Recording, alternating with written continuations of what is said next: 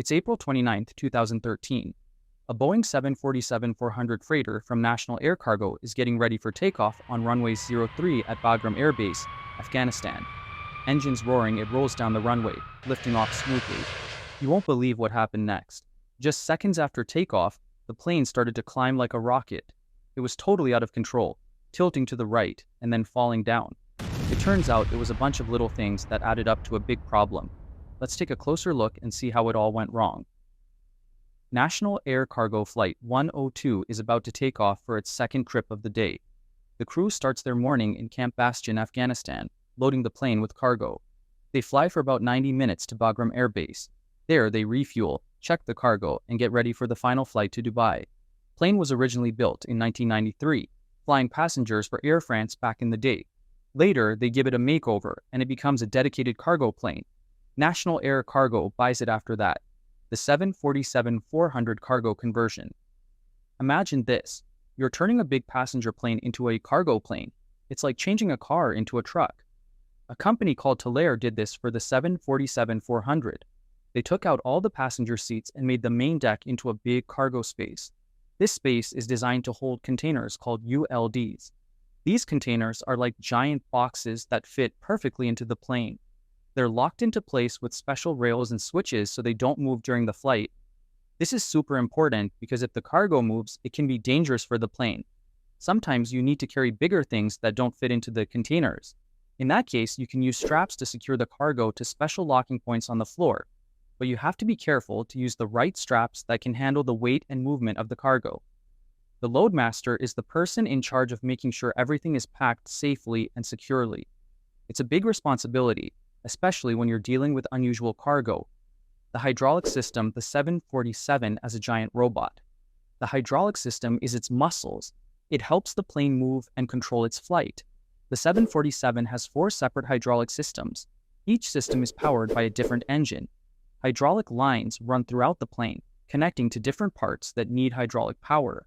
These parts include things like the landing gear, flight spoilers, and the primary flight controls. The primary flight controls are the ailerons, rudders, and elevators. If one system fails, there are backups so the plane can still fly. There's also a jack screw that helps the pilot adjust the stabilizer. The hydraulic fluid lines run under the main cargo deck floor and through the aft pressure bulkhead. This bulkhead is like a wall that separates the pressurized part of the plane from the non-pressurized part. Behind the bulkhead, there's a little rack that holds the flight data recorder and the cockpit voice recorder. We'll see why this is important later. The crew. There were 7 people on board the accident flight. The captain was Brad Heisler. He was 34 years old and had about 6,000 hours of flying experience, but only 400 hours in the 747-400.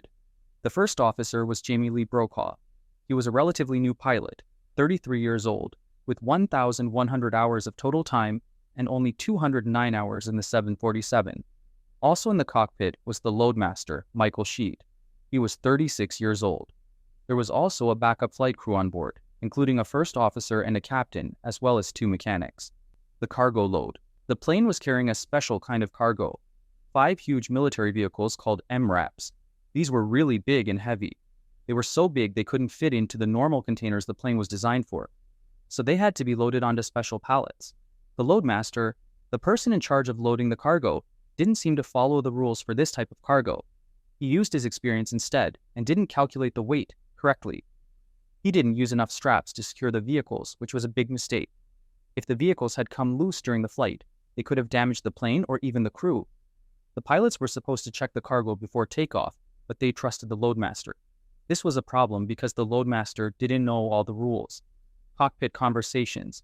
After the plane landed at Bagram Air Base, the loadmaster checked the cargo and found a problem. One of the straps that was holding the cargo in place was broken. The loadmaster told the first officer, who then came into the cockpit.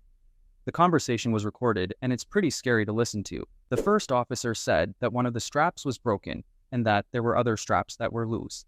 The captain wasn't happy about this at all. The loadmaster later came back into the cockpit and said that the cargo had only moved a few inches, but the captain was still worried. He said he had never heard of cargo moving like that, and he didn't like it at all.